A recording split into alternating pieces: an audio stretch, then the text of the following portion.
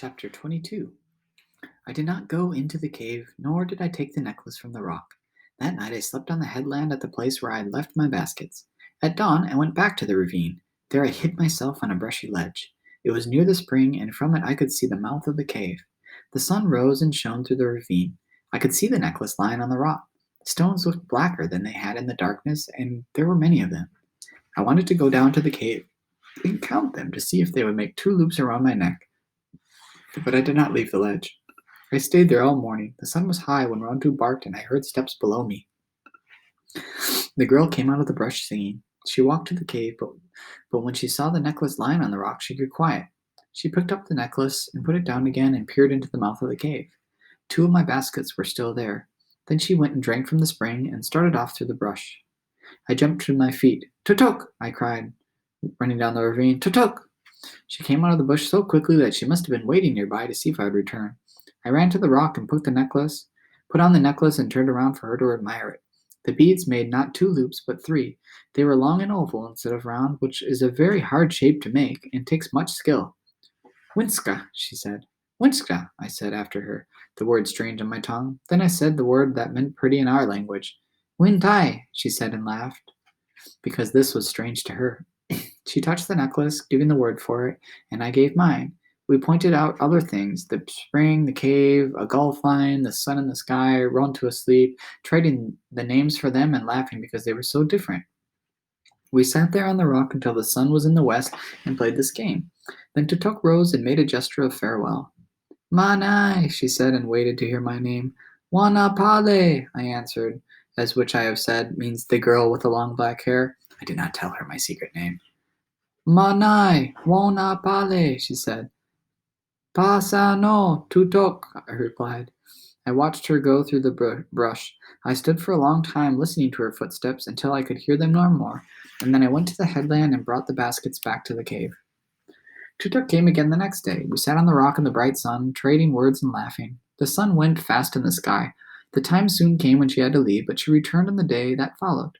It was on this day, when she was leaving, that I told her my secret name. "Karana," I said, pointing to myself. She repeated the word, but she did not understand what it meant. "Wonapale," she said, frowning. I shook my head, pointing again to myself. I said, "Karana."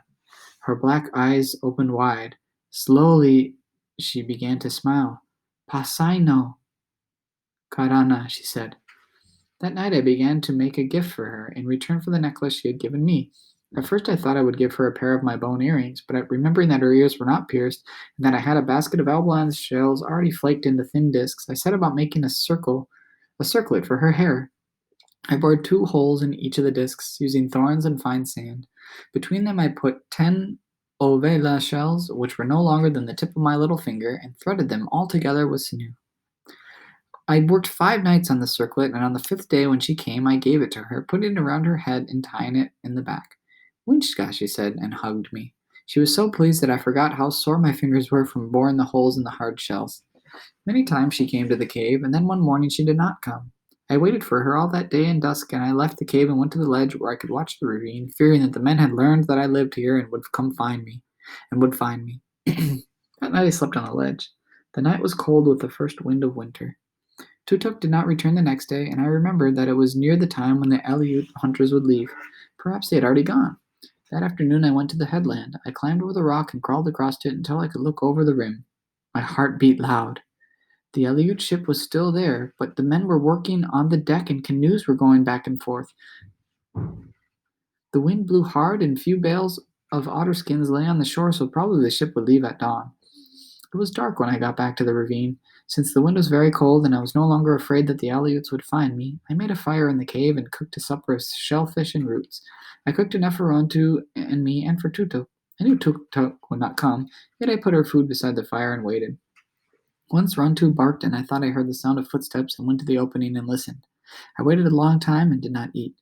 Clouds moved from the north, covering the cold sky. The wind grew louder and made wild noises in the ravine. At last I closed the mouth of the cave with stones. At dawn I went to the headland. The wind had died.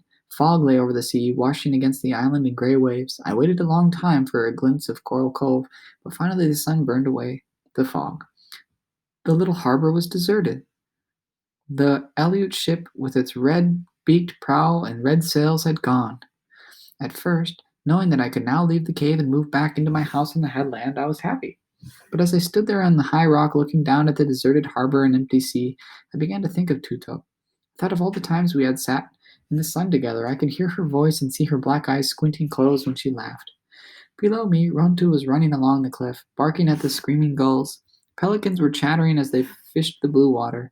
Far off, I could hear the bellow of a sea elephant. But suddenly, as I thought of Tutok, the island seemed very quiet.